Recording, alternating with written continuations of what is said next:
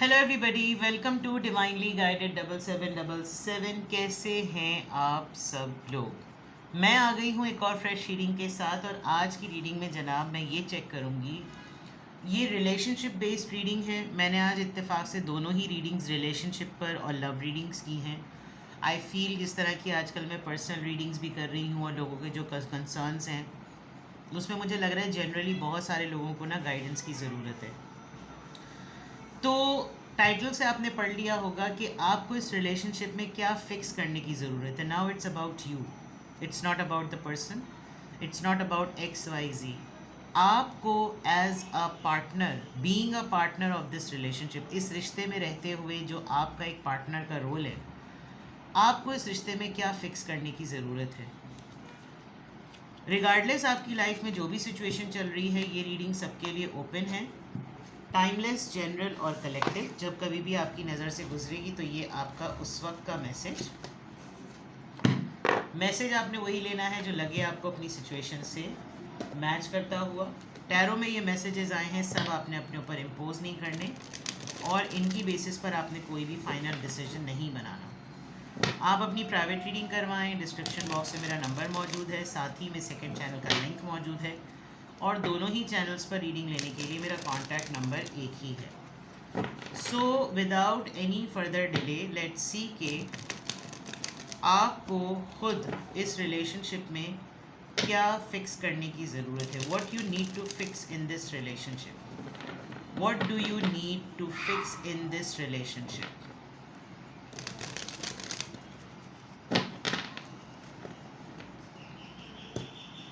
What do you need to fix in this relationship?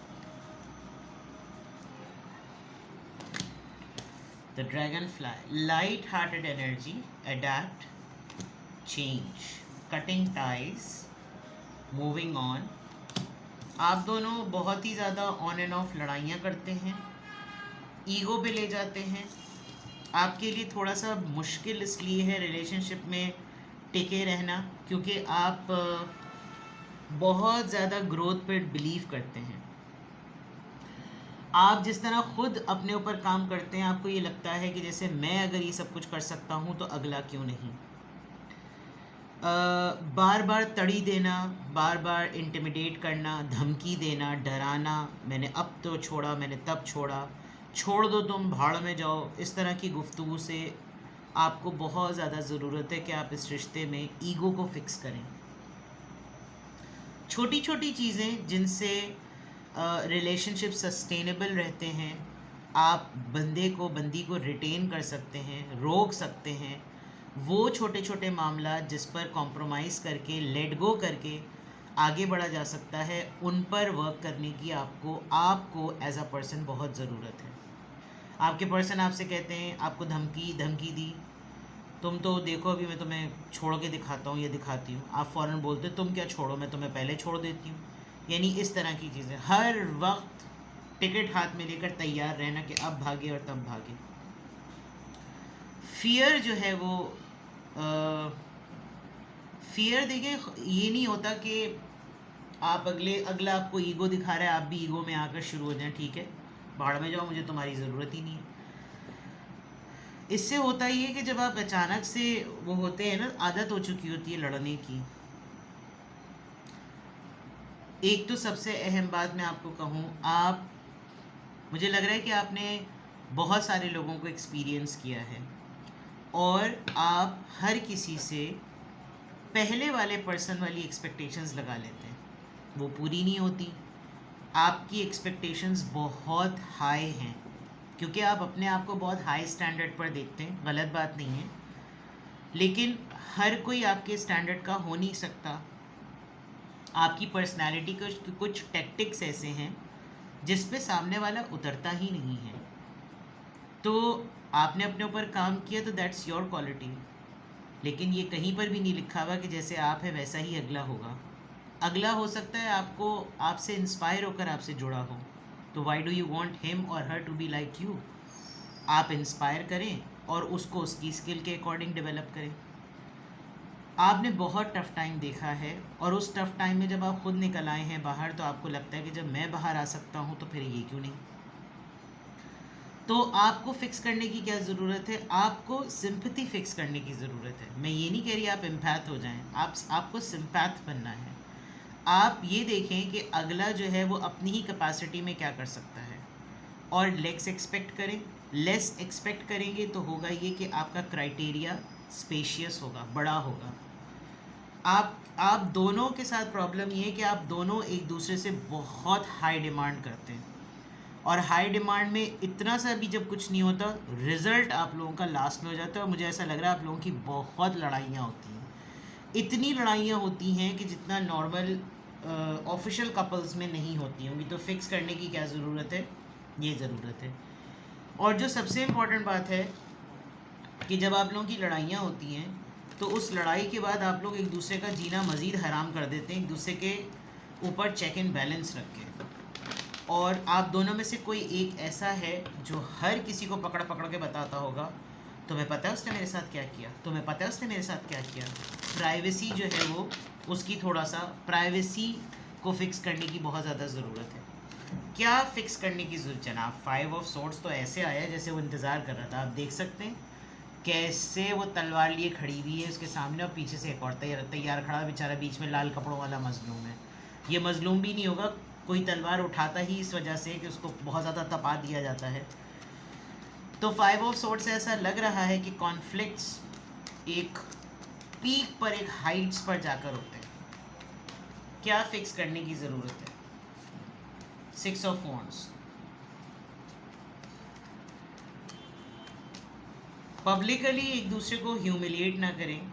आप लोग अगर फ्रेंड सर्कल में एज कपल जाना आना करते हैं तो एक दूसरे का मजाक ना उड़ाएं।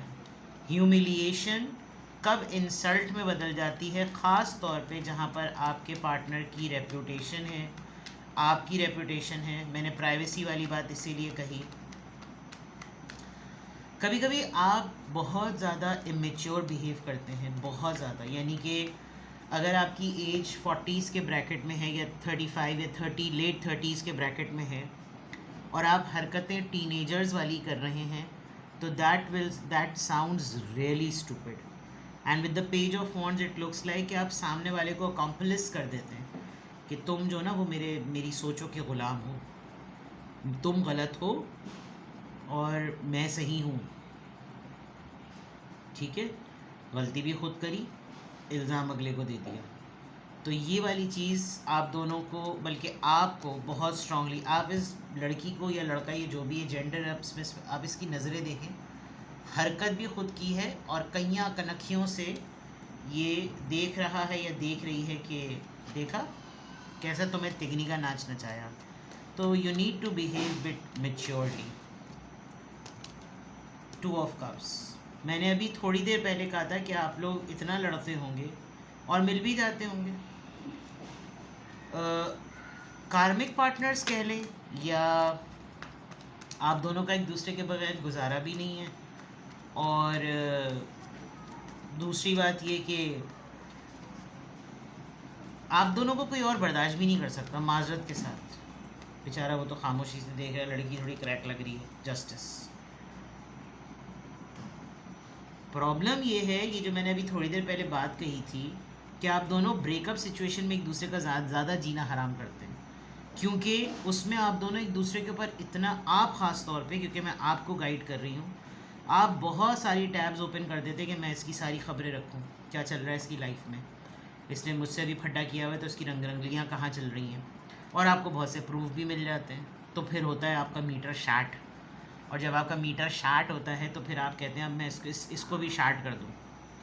तो ये वाली चीज़ जो है ना, आप बहुत जजमेंटल हैं, बहुत ज़्यादा। With this justice card you want everything fair for yourself, which is not. मैंने पहले ही कह दिया था आपको, with this you need to compromise on certain things. मैं आपको डांट नहीं रही हूँ मैं आपको समझा रही हूँ, क्योंकि सेल्फ रिफ्लेक्शन होना भी बहुत ज़्यादा ज़रूरी है। ठीक है, देखते हैं जनाब कि यहाँ पर 5 ऑफ सोर्ड्स क्यों आया है, क्यों आपको अपने आपको इस रिलेशनशिप में क्या फ़िक्स करना है। 5 ऑफ सोर्ड्स क्यों आया है, किस बात पर ये फड्डे होते हैं। 6 ऑफ कप्स। कज़न मैरिज है आप लोगों की, आप लोग कज़न्स हैं, आप बचपन से एक दूसरे को जानते हैं, और फिर आप लोग लवर्स हैं।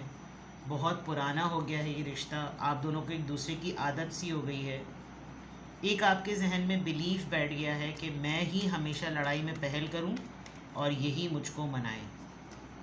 कभी कभी ये इंसान ऐसा नहीं करता होगा, आपकी फुल टाइम हड़ियाती होगी, ठीक है। 6 ऑफ वॉन्ड्स यहाँ पर क्यों आया है? 6 of wands, night of wands. Mood swings हैं आपके, आप कभी कभी इतने अच्छी तरह बिहेव करते हैं कि आपको लगता होगा कि बस आज मेरा मूड है बीच पे चलें, तुम्हारा मूड है डेजर्ट पे जाने का, उसके बावजूद हम बीच पे ही जाएंगे। आज मेरा मूड है मूवी देखने का, तुम्हारा मूड है न्यूज़पेपर पढ़ने का, आज हम मूवी ही देखेंगे। तुम्हारा मूड है आज रोमांस करने का, मेरा मूड है आज इबादत करने का, आज तुम मुसल्ला ही बिछाओगे। तो ये जो आपका नाइट ऑफ वॉन्ड्स में आपका टेम्पररी मूड है ना, और उसमें वही करना जो आपका दिल चाह रहा है करने को, that you need to fix. Because ये तो बेचारे मासूम, ऐसा लग रहा है कि जैसे पब्लिकली ना अपनी इज्जत बचाने के लिए आप बाज़ दफ़ा इनको ट्रीट करते हैं इस तरीके से। पेज ऑफ वॉन्ड्स, आप खुद भी एक बहुत सोशल आइकॉन लग रहे हैं। High priestess, tarot reading lover हैं आप, और टैरो रीडिंग्स में आपको जो कुछ आप सुनते हैं, sometimes you start behaving like that. वो चीज़ आपसे, देखिए टैरो रीडिंग में जो चीज़ आपसे रेजोनेट करे ना, आप उस पर एक्ट आउट किया करें।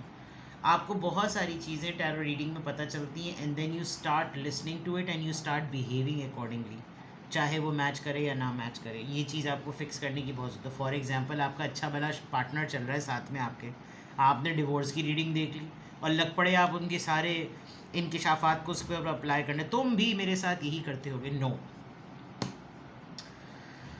कभी कभार जिस सिचुएशन पे आप, जो देखिए मैं अब आपको बहुत समझदारी वाली बात कह रही हूँ और आपको समझाने के लिए कह रही हूँ, आपको अपनी गलती का पता होता है कि इस दफ़ा आपने ज़्यादा कर दिया है, आप उसको एडमिट करने के बजाय खामोश हो जाते हैं।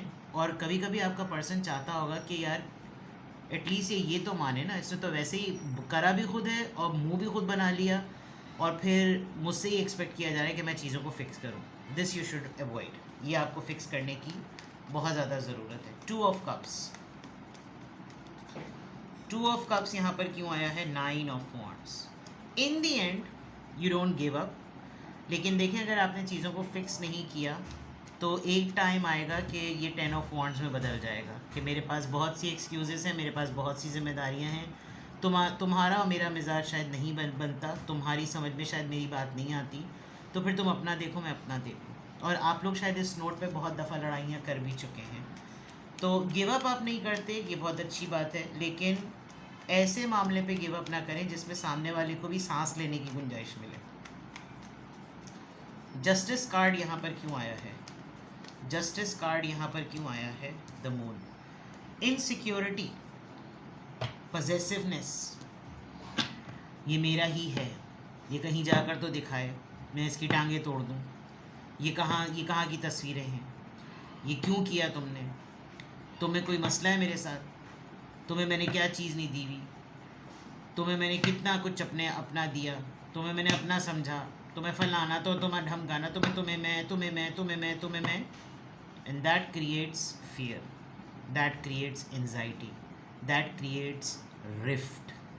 ठीक है, तो थोड़ा सा मिजाज अपना सही करें। आपने अपनी लाइफ को अपने ऊपर बहुत ज़्यादा टफ बनाया हुआ है, हर कोई उस तरीके से नहीं बिहेव कर सकता और प्रोसेस कर सकता।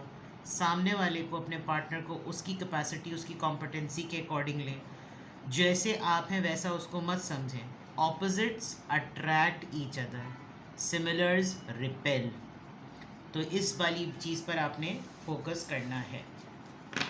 आप किसी को, अपने पार्टनर को अपने साथ रख के इवॉल्व कर सकते हैं, आप उसको टोटली बदल नहीं सकते। हर इंडिविजुअल को अल्लाह ताला ने उसके मिजाज और उसकी फितरत के हिसाब से पैदा किया है। ठीक है जनाब, किसी भी पॉइंट ऑफ टाइम पे आपको लगे कि आपको मुझसे प्राइवेट रीडिंग लेनी है और मज़ीद गाइडेंस की ज़रूरत है, तो आप मुझसे डिस्क्रिप्शन बॉक्स में दिए हुए नंबर पे कांटेक्ट कर सकते हैं। साथ ही में सेकंड चैनल का लिंक मौजूद है। आज मैंने दोनों रीडिंग्स अपने चैनल्स पर सालों में पहली दफ़ा की हैं, तो गो अहेड, एंजॉय और अपना बेहद ख्याल रखें। Bye bye.